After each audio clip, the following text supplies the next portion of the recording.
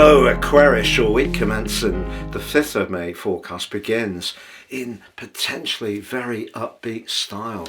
A really positive link between Mercury and the chatty third house in the energized and passionate Aries links perfectly to Jupiter, the planet of fortune, in the most playful, self-expressive part of your situation.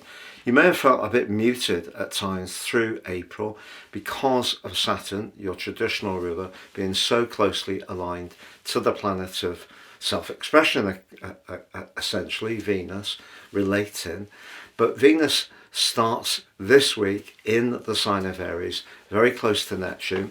So when you're expressing your ideas, you can do so with enthusiasm, but also with some delicacy and sensitivity. But the link back between Venus and Pluto on Tuesday is going to help you to understand who's really meaningful in your immediate world. And you could have some very, very important discussions in the early part of this week. The other big takeout for you this week is your two rulers are actually on very good terms. So Saturn and Uranus are in a sextile. Uranus has been shaking things up around your home and emotional and family affairs over the last 5 or 6 years. And Saturn has been perhaps pushing you to get firmer foundations over the last 2 years.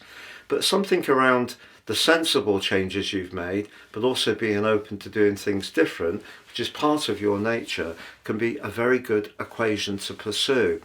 Now, later on this week, Mercury is going to join up with the Sun and also with Uranus in your 4th house. If you do work from home or you feel that you need a better space, perhaps just to have some time alone, Mercury could give you the ideas and the strategies to create that by the end of the week. We are cresting up by the end of this week to a full moon which will see your emotions very close to the surface. So if there is something a little out of kilter between the work-life balance of your situation, it is going to be something that could come up. And because Mars is in your sector of assertion, if you do need to tell people about what you need from them, set your boundaries, perhaps about who does and contributes what at home, whether it is family members, a house share, a lodger, whatever it may be. I feel you will have the chance to do that, but if something is out of kilter, it will need addressing as this week draws to a close. But Mercury in the 4th house, it's not so good for saying outwards how we feel, but it's not bad to thinking inwards and getting in touch. And in the sign of Taurus, it's very much about coming up with strategies which have some kind of practical benefit.